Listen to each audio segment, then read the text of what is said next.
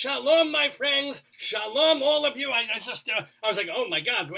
Not that I mind looking at pussy, but what the hell was that? I just saw a cat. And now, however, I see the lovely and delightful BECCA KIDWELL, who's laughing already. This is good. This is a good sign that she's already laughing and having a good time with us here on Dave's Gone By. Shalom, BECCA. How are you? Shalom. I'm well. How are you? I am mad, with my prostate and with other things and the hemorrhoids. Maybe this is the thing. I'm hoping that as part of this segment here, where I'm interviewing you, you can maybe like do some healing and heal my hemorrhoid, because it's hard for me to sit. It's hard for me to do pretty much anything, as you might know. And so if you can just we'll talk. But first, let me explain to you, or no, let me explain to people about you, that you are a cabaret songstress and songwriter, and that you will be appearing at the Don't Tell Mama Club on West 46th Street on June 10th. It's not this coming week.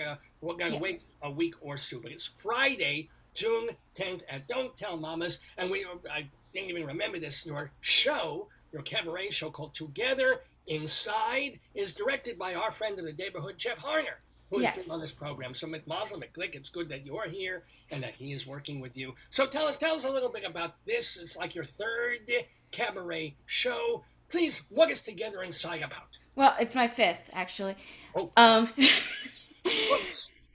But it's about, well, it started out as a general COVID show, and then as I was developing it, the lockdown lifted, and I'm an introvert.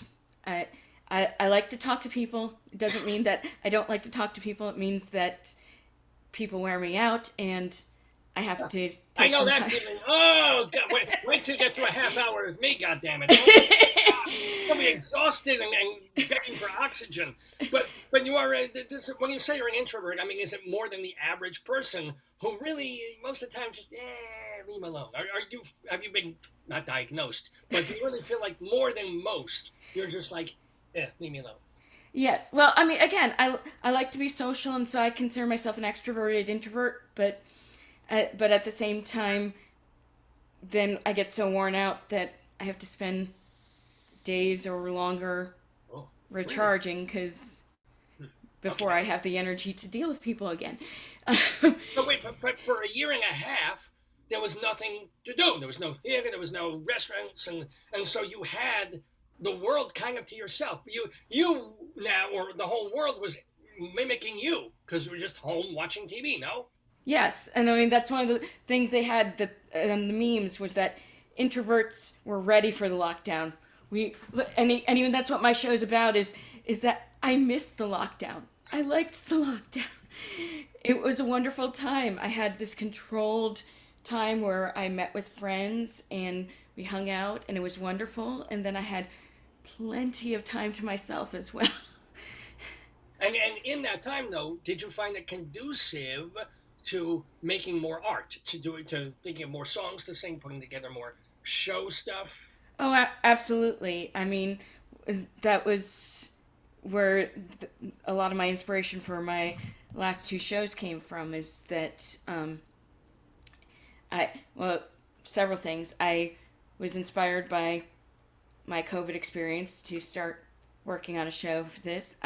Also, I came up with my show of dares that I did last year, that was just my friends, talking to my friends on Zoom. We had this group of women that was wonderful, and they encouraged me. They would say that I was a badass, and so I came up with the idea that why don't I have people dare me to do different It's interesting you mention this, because I do have a bad ass. This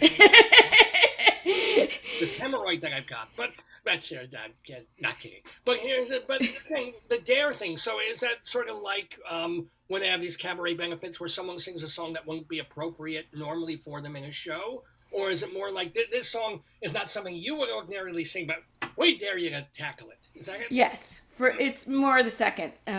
Like what songs were in that?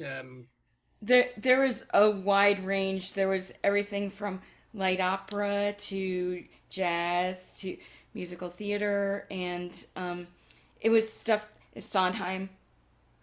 Well, what song was like most representative of being out of your wheelhouse that you tackled and brought into your wheelhouse? I'd say the light opera was pretty out of my wheelhouse. Also, pretty much, um, there were a lot of songs that scared me. I mean, if the Dare scared me, that was a definite yes, no question. Oh, it excellent. Okay. All right. Yeah. And now this song, "Together Inside." How do you manifest the idea of, okay, we're all caving, we're all taking COVID away or COVID time in this manner, but how do you translate that into an hour and 5 minutes of show?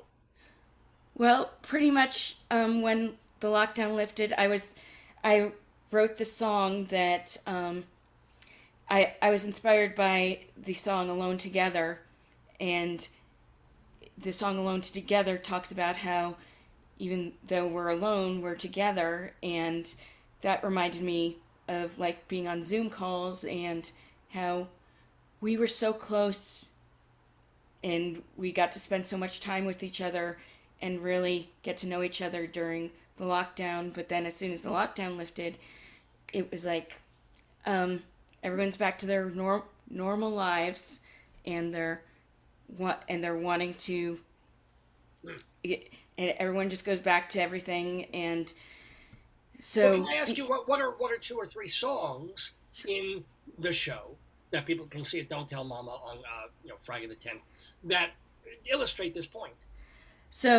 there's one song by my friend Meg Flather that's called "Inside," and it talks about how, for the first time in a long time, we all were together, and how we actually took the time to we accepted that we had to be we had to isolate, but at the same time we actually talked to each other.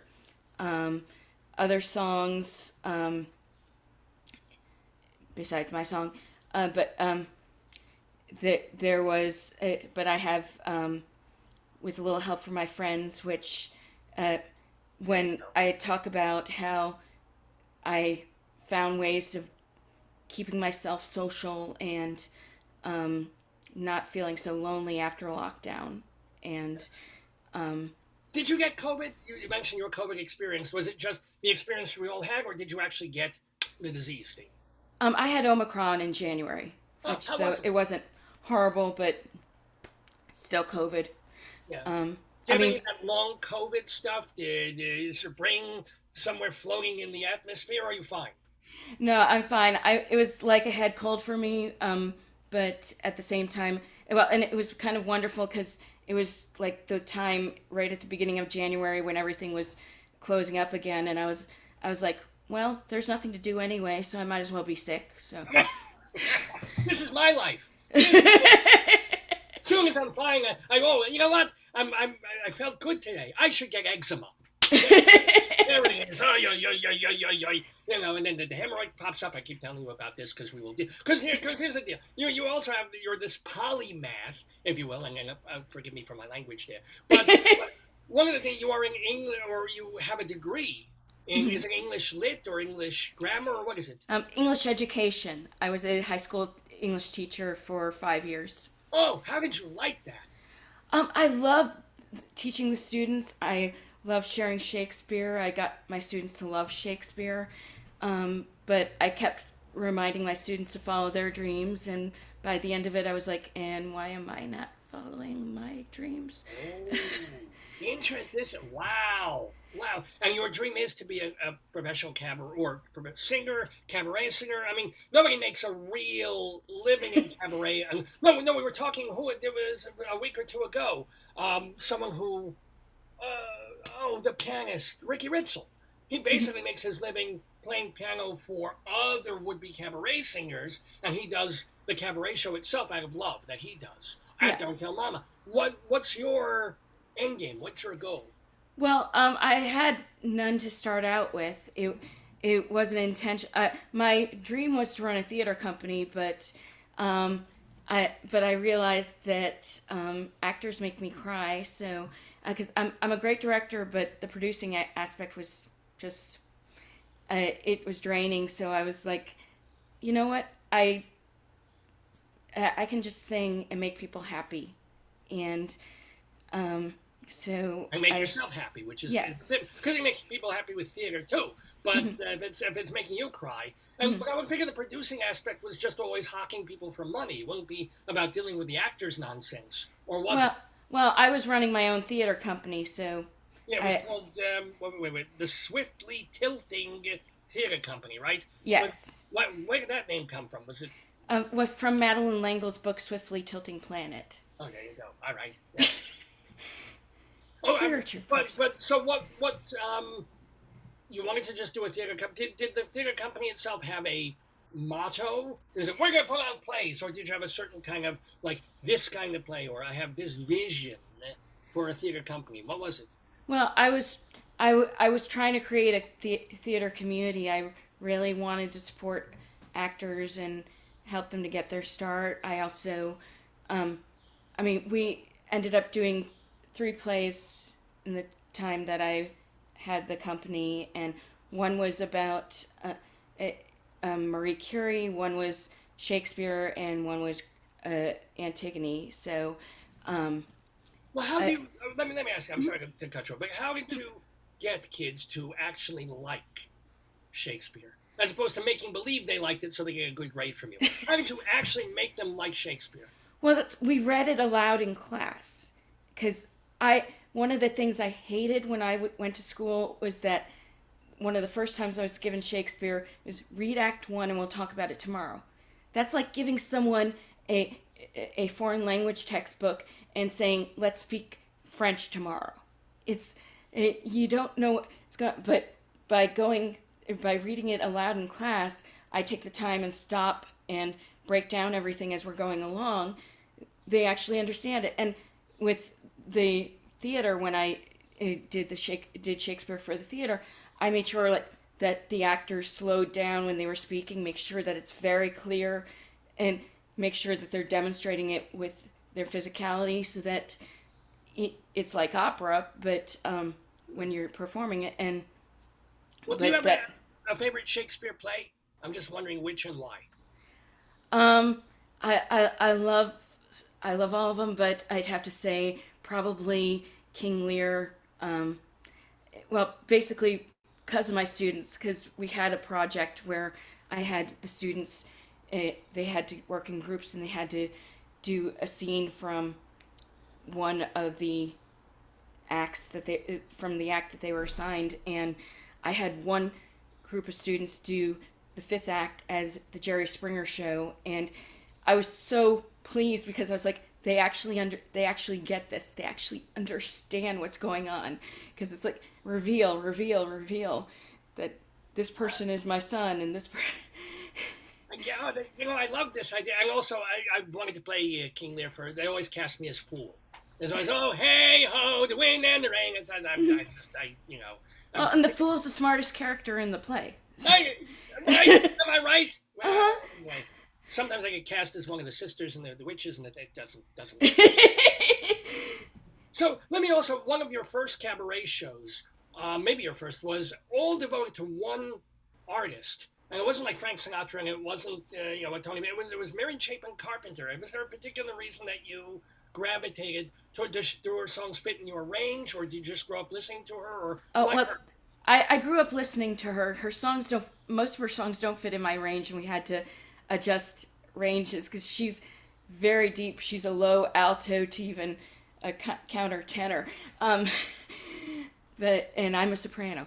Um, but she all of her songs. There is a song for every moment in my life that she's written, and that's what my show consisted of. Was that her songs all completely told the story of my life, and even that there's so many more songs that could tell other aspects of my life. I feel that way about Shel Silverstein. Remind us, oh, I'm sitting on the toilet now. Oh, I'm feeling. Actually, I wrote that one, but that's a moment I have it every day if I'm lucky. If I'm not so low. Speaking of which, we've been talking about this healing thing. One of the other things you do, and I guess this is like your job, your kind of day job, but something that you do love, is that you work with your hands but not in the way that most people would think. Oh, she's a plumber, she's a factory. No. What are you doing? Can you explain this? Because I'm a cynic and I don't believe in these kinds of things, but maybe you can help me. What do you do? Sure. So, well, for one thing, I haven't done it since COVID, just for the fact that um, pretty much the liability issue. I don't want to be standing in a room with someone who may or may not have COVID and potentially passing it on to others and dealing with. I grew up in the 80s where everyone was suing everyone, so I'm very cautious about these things. But I am a Reiki practitioner, and pretty much it's the balancing of energy. It can, I do tend to lay hands when I do it, but you don't have to. You want your hands? I missed that word. What do you do? Lay hands. Oh, lay hand. Okay, yeah. But pretty much it's a manipulation of energy so that your energy in your body is balanced. And because when energy gets concentrated in one area, that's how problems can develop. That's how babies are born. No, I'm kidding. Well, actually, yeah. You got a concentration of energy there. And blood and sometimes sputum. I don't know how that happens. Your hands actually get hot when you if you hold your hands by my head when I have a head. Do they your hands shake and get all warm and ET-esque or something? They can get warm. I also can feel again when there's a heavy concentration of energy in one area, and that needs to be moved around so that it's not all in just one place, and that the energy is actually flowing all throughout the body so that you have a clear flow of energy so nothing's getting stuck. So you hold it in the quote-unquote bad place, the overloaded place, and then kind of move your hand to where you want some of that energy to go? Is that how that works? Well, I scan the whole body. I make sure that I scan the whole body and go through the whole body. And I tend to and this is a personal thing, I tend to move around, and I use my hands to move around the energy and to it's my way of doing it. It's not anything specific. Well, I know this is COVID. You're over there, we're over there, so it's totally safe. I've got this hemorrhoid. It's aching like crazy. So I'm going to hold your hand to the thing. I'm going to try and put my tuchus to the thing. Leave those hands. Come on. I'll send some good energy to your tuchus, although I have hemorrhoids too, so. Oh, there you go. See? It's starting to feel better. Okay, maybe off the air you can work on my prostate. Oy, all right. Oh, thank you. Oh, this is good. Now I can really recommend you should go see BECCA KIDWELL, everybody, at Don't Tell Mama. It's Friday, June 10th at, I think it's 7 p.m., is it? Yes. 7 p.m. Now, Don't Tell Mama is really easy to get to. It's on the west side, between 8th and 9th Avenue on West 46th Street. So many people who have been on this program have played there. Everyone from Seth Rudetsky to Ricky Ritzel to Seth Beeson Hirsch. She has a show there once or twice a month. So how many? So are you once a month? You're just doing it this month, or what's your schedule where we can see you even after that? Well, after this month, I'm doing my Mary Chapin Carpenter show again in July, July 24th. That's a Sunday at 4 p.m. They can also check my website. I'm doing Show of Dares Volume 2 in November. Wow. Okay. And by the way, your website, I should tell people, is BECCAKIDWELL.com. K-I-D. BECCAKIDWELL.com. Oops. Oh boy. I'm going to fire my assistant, goddammit. BECCAKIDWELL.com. Because there's actually a BECCA KIDWELL in Boston, and when I was in Boston, who also did drama and taught English, and I was like, oh, that's okay. That's why Equity does that thing with people's names. It's like you can't be because it's so. And were you? Is it your parents called you Becca from the beginning instead of Rebecca or no? Or no, they called me Becky. Which if anyone calls me Becky now, I will hurt them. Thank you for the warning. Can you wait? Actually, this occurs to me. It's a horrible thing, but I wonder if there's like a chapter in the books that you studied where you can hurt someone with Reiki. Like you take their energy's fine, and then you go, "Whoa," and you give them like a brain ache or a heart attack or something. No, I mean, people could technically do that, but it kind of go with the Wiccan read of do no of and harm none, and pretty much whatever you put out there is what's going to return to you. So if you're putting out good energy is going to return to you. If you're putting out bad energy, yeah. I put out 3 poops this morning. Am I going to throw up on my pillow? I don't want this happening. That would be very, very bad. But well, that's very cleansing to you. True. All right, I like this. No, you mentioned Wiccan. Are you a witch, wiki, wacky, woo, wacky thing person, or what? Or... I just when asked, I'm a Christian witch. All right. So I took everything that I grew up with, and I just realized that the world is too large to define it so narrowly by the confines of any one specific religion. And so I personally... Well, I define mine through Judaism. Go figure. Judaism is big enough for me. I don't need to be Jewish and Buddhist. Jewish and vegetarian. Jewish is fine. Just perfectly fine for me. I gotta tell you. Are you married? Do you have a personal life or thing? Yes, I have a husband. Yes. Mit Mazel Glick. How did you meet? We actually met through a Craigslist roommate ad. Wow. Yeah. I was looking for a roommate. I was completely broke after grad school, and it was $433 a month with off-street parking in Boston. Whoa! So I was like, I don't care who these people are. Right. You could be working in like Idaho. Still, I'll commute. It's okay for them. And from the moment we met, we were attracted to each other, although we didn't admit it at the time. And then 6 months later, he asked me out, and then 6 months. But wait, you were living apart. You were living in the same space. Yes, Could that have gotten weird, or not? No. Well, for 2 reasons, it didn't get weird.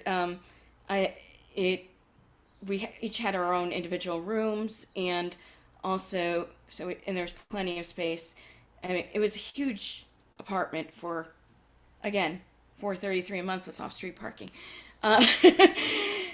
in Boston. And also I was incredibly stubborn, and I had lived so many years in the South that I had it ingrained in my head not to do anything before marriage. So... Oh my goodness! Whoa! So wait, he was your whoa? Yeah, really? Whoa! I hope it was it worth looking back. Are you happy that you waited and he was the only, or do you think like and I could in Georgia College I could have gotten some? Well, I'm very glad that he did, because that way at least one of us knew what we were doing. And also that's one of those things is that it's just, it would have been, I was so afraid. Oh, ooh, okay. Yeah. And so it's I'm closing my legs for you as we imagine the blood and the pain and the But Brendan was so he was so patient and gentle, and so this is good. So what's this? He's the best missionary? guy. Do you like the doggy? What's your favorite?